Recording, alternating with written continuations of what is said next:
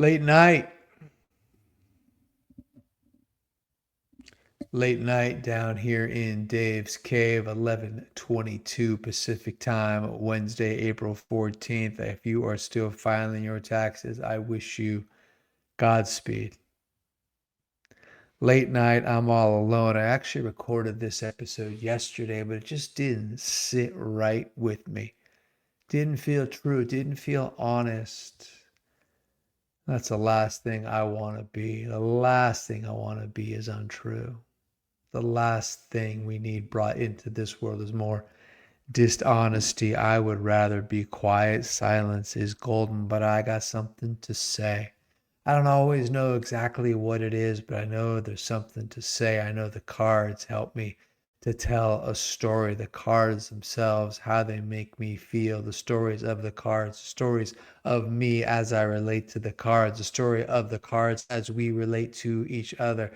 I got something to say. I don't always know what it is, but there's just something about these cards that bring it out from within me. Had this thing recorded yesterday. It was all set to go, and I didn't like it. So I deleted it, and I'm starting over. You deserve better.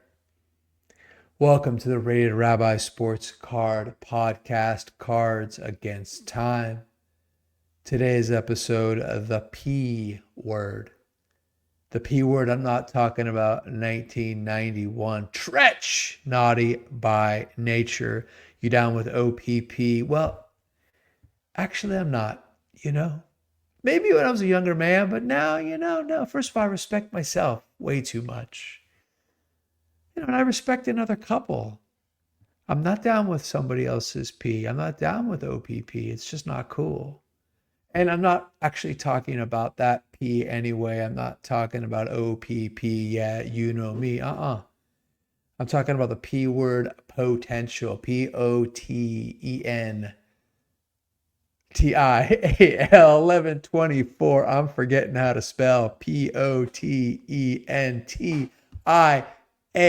Once lost a fourth grade spelling bee because I couldn't understand what the teacher was saying. She was saying 90, Nintety. I thought she was saying 90, like a thing you wear to bed if you're a girl. Nighty. Okay, that's enough spelling. We've spelled potential. We've spelled 90. We've spelled 90. I feel like I'm going to lose you if I don't get down to business here. Potential. Potential is the P word. So there are two kinds of players. There are players we know by their achievements, players we know by their statistics, by their championships, by the teams they played on. We know their stories by what they did, but there are a very few.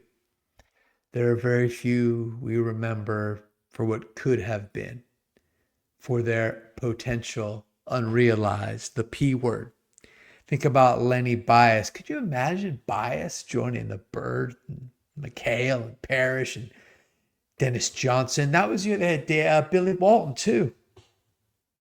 Never to be. OD.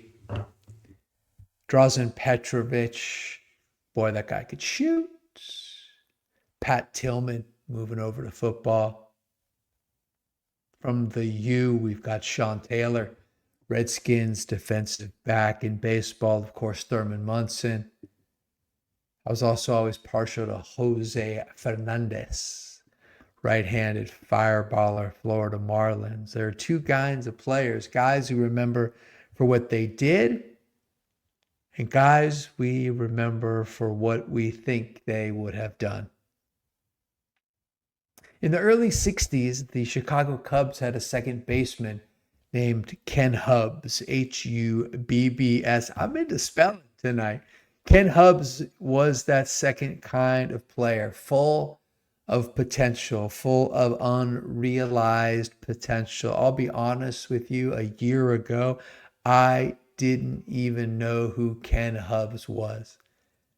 And then I found out about him through an error card, which I'm going to show us a little bit later in the show. And then I saw his 19 64 tops in memoriam. I'm going to go ahead and bring that up on the screen right now. There it is. It's a vertical front in memoriam, black strip across the top with white lettering, same kind of setup on the bottom, black strip, Ken Hubbs in the middle, a young man. Hubbs dies at age 22. We'll get into when and how in just a moment. Young man, batting helmet, no ear flaps, a different time. Back of the card, Ken Hubbs in memoriam. It's a card I saw, never heard about him, never saw the card before. And I kind of became obsessed with this card. I kind of imagined what it was like when he died and them having to pull his card or then put it later on in the set, a special memorial card, Ken Hubbs in memoriam. Became a great card, a card I recently picked up. I'm going to show my copy right here, PSA 5, gorgeous. Feel like I'm stealing with these new labels, man. Give me the low grade, a beautiful example. Ken Hubbs, 1964 tops in memoriam.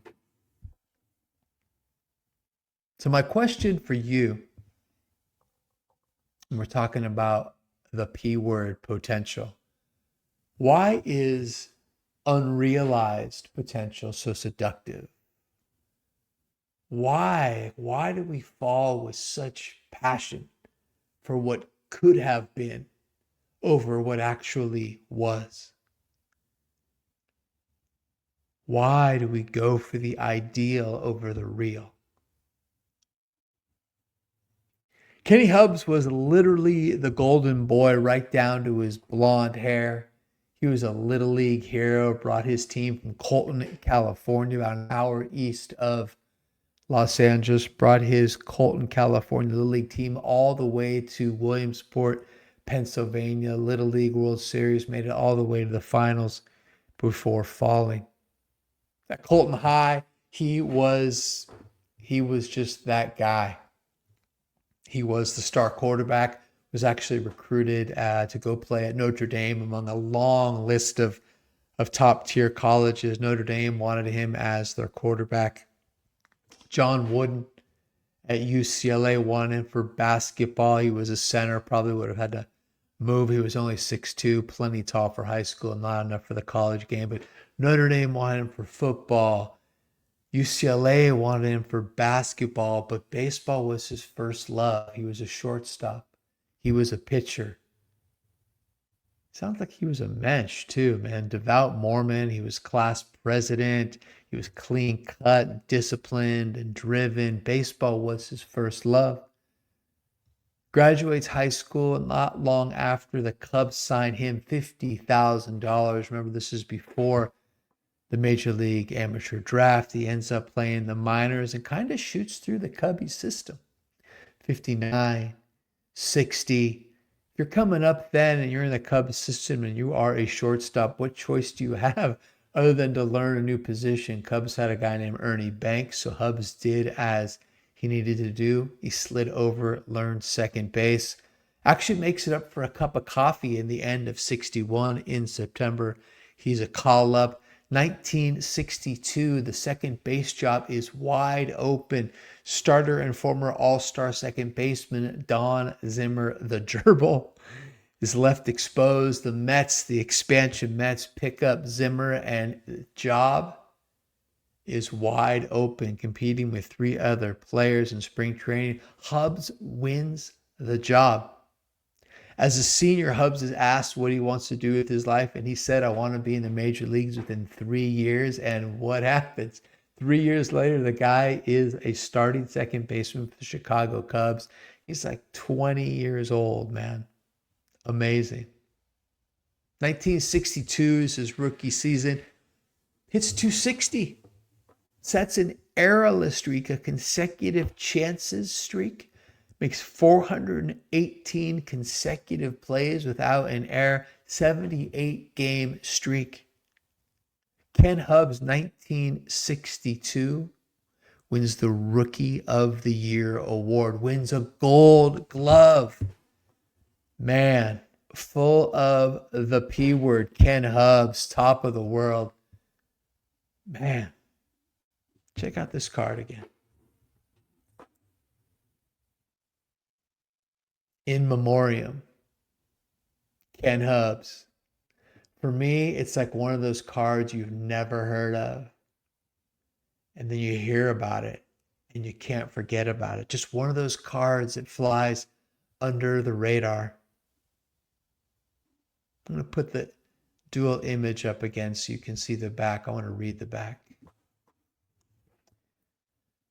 On February 15th, 1964, the sports world was shocked by the sad news of Ken Hubbs's untimely death. The second baseman of the Chicago Cubs was piloting his plane from Provo, Utah to Colton, California, when the plane crashed during a snowstorm. The loss of Ken Hubbs is shared by his family, his teammates, and baseball fans all across the United States. In Memoriam, Ken Hubbs. Man, these cards just opened me up to feelings and ideas and stories. It's quite a magical hobby we get to play around in for a while. Hubbs was only 22 years old when he crashed his plane. He actually had recently got his pilot's license before the crash. He made that decision to help him overcome his fear. That's intense. I think maybe a little hypnosis would be okay for me, but Hubbs was Hubbs. He wanted to do it his way.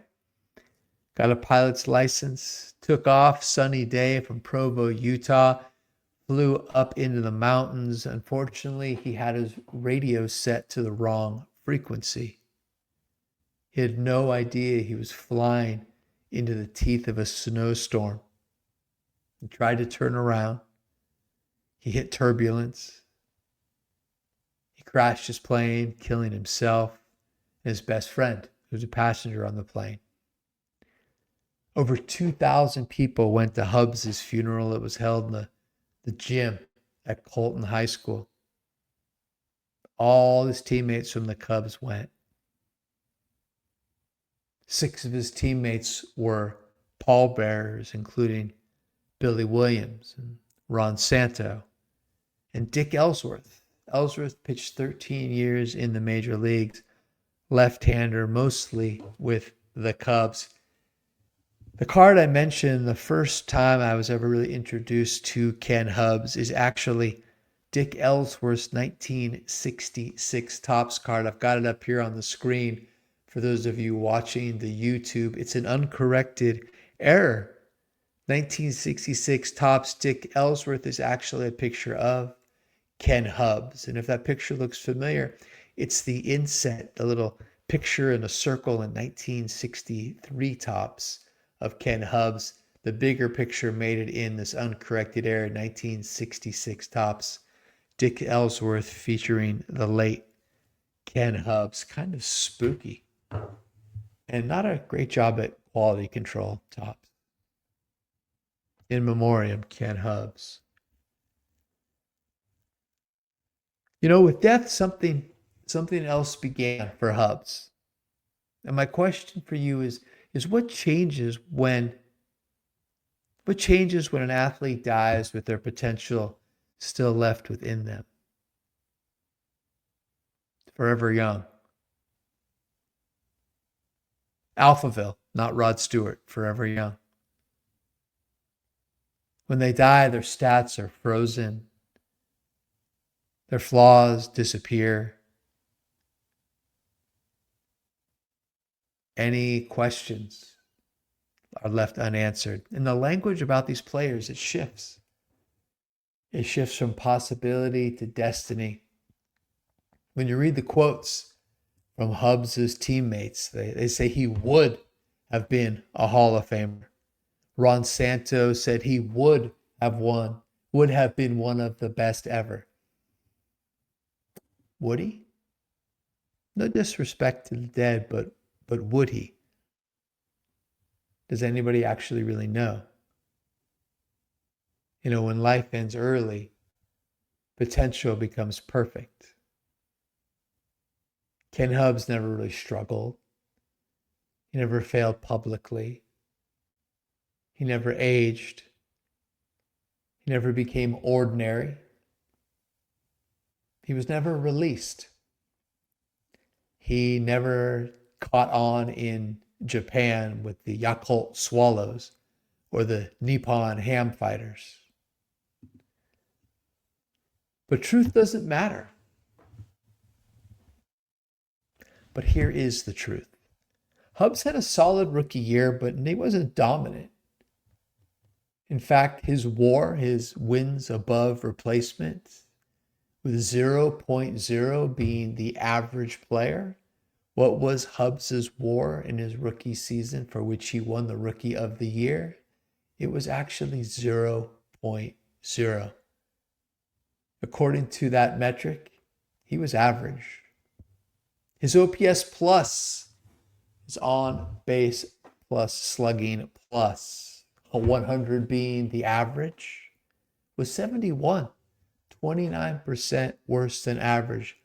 Hubs in his rookie year grounded into 20 double plays, most in the league, struck out 129 times, also most in the league. Defensively, right? He won the Gold Glove. He kind of was a little bit Torrey Hunter-esque because all of his advanced metrics were below average. And there's a reasonable chance that his Gold Glove and his errorless streak were at least in part due to having limited range. And in Hubs' second season, 1963, he had a bit of a sophomore slump. He regressed. A little bit better defensively. He gave him a little bit better WAR all the way up to 1.3, particularly because he did start to develop a little bit of range, but he was lost at the plate, hit 235, only a 322 on base and a 606 OPS, and once again, only a 71 OPS plus. None of this is meant to disrespect or diminish Ken Hubs, but it is meant to illustrate the difference between promising and proven. Potential is not the same as greatness. But man, we don't fall in love with greatness. We fall in love with the idea of it.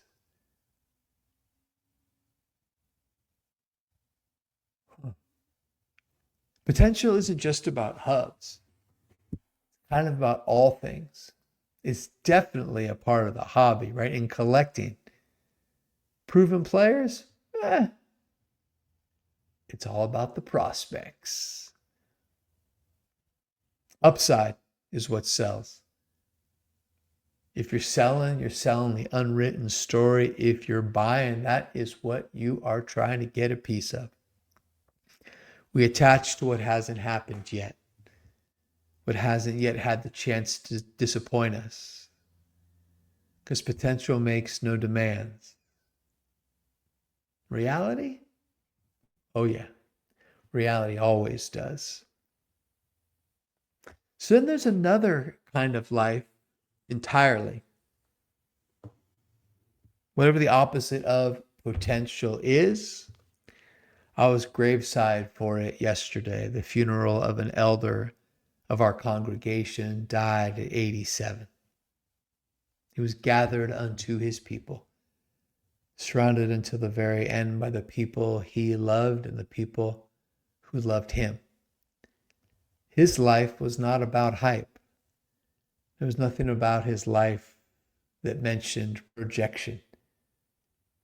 Blessed with length of days, he had a full life. He gave love. He was love. He built relationships. He experienced joys. He carried burdens. His was an accumulation of a lifetime of days. Most of them were ordinary. A very few were extraordinary. But being there and thinking about Ken Hubs and the P word made me think that greatness is actually not in what a life could have been.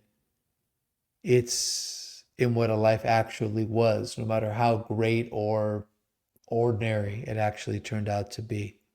I'd prefer not to measure a life by its potential or by its mountaintops or perfect outcomes. On the one, we have Ken Hubbs, Frozen, Impossibility, Forever Young, age 22, a legacy untested by time. And on the other, we have an elder, a person who lived fully. He was tested. He was known in reality. His life was not a projection. Hubs preserved in promise, the elder fulfilled in life. And then after the funeral, I went into the city Chase Center. I saw Bruce Springsteen for the very first time. I've been a fan of Bruce since I was 15 years old. It took me all these years to finally see him. I was waiting to meet up with some of my very best friends in the whole wide world. Buddies since high school and college, and one of their wives. Like when I first got into Bruce, these were the guys I got into him with. And while I was waiting out in front of the Chase Center for them, I just was sort of looking around and looking at the crowd and people watching, and I had the most amazing experience. As I saw these people around me going by, excited, happy, light, buoyant, going to see the boss, dressed, leather jacket, jeans jacket, everybody looking good, feeling good. I had this really beautiful, powerful vision of seeing them 20 years younger, 30 years younger. Oh, you see her? I know exactly what she looked like 30 years ago. You see that guy?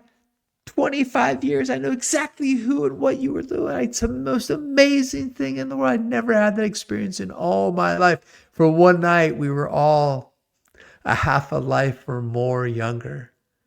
Really, really, really tremendous. The guys I was with, man. It was great. We got a bite before. Kind of all simultaneously pulled out our glasses at the same time, man. When we were young, we were full of dreams and potential and infinite possibility. And now for us, I mean, a few of our dreams came true. Most of them certainly didn't, and that's okay. Life's not the maximization of potential. Life's not the realization of our every dream. Life is actually what remains after most of our dreams fall away. It's kind of like my favorite Bruce Springsteen songs, actually. What remains after most of our dreams fall away. Songs like The River and Racing in the Street. If we live to tell about it, we don't become everything that we imagine, but we're still here. We're still here, still collecting cards. Maybe the goal was never to fulfill all of our possibilities. Maybe the goal was just to live fully whatever life we're given. Potential is beautiful, but it's the P word. It's not real. It's perfect because it was never tested. But life becomes fulfilled when it's actually lived.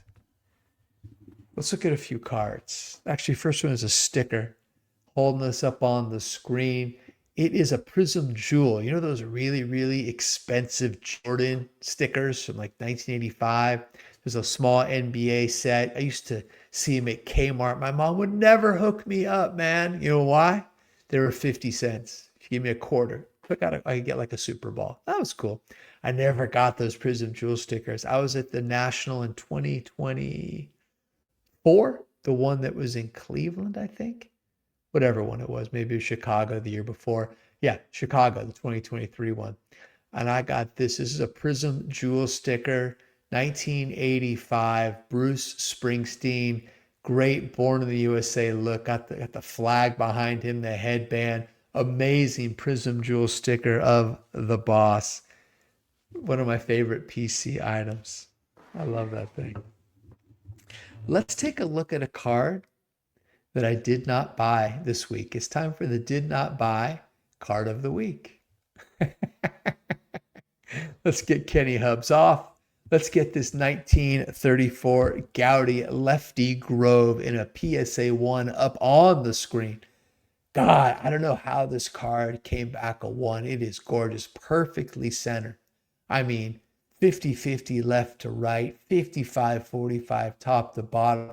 Pretty solid corners. The back is clean. That little speck above his hat is not a pinhole. I looked on PSA at those scans. I had no idea how this thing came back a 1. I threw out a bid, a little snipe action. I knew I wasn't close. I wasn't even the underbidder, which is always a little bit of a sigh of relief when you're the underbidder. I wanted it, but I didn't really want to pay for what I knew it would go for. It didn't fit what I was collecting, but oh my God, a 34 Gaudi Lefty Grove, the best PSA 1 I think I've ever seen. Wasn't meant to be. That's okay. That's okay. I'm going to show you one more card here in just a minute. I am guilty at times of stepping on the hedonic treadmill. I get that momentum of looking at cards and looking at cards and looking at cards. And, you know, the more you look, the more likely you are to buy, right? And when you buy, it builds momentum to buy another card, another card, another card.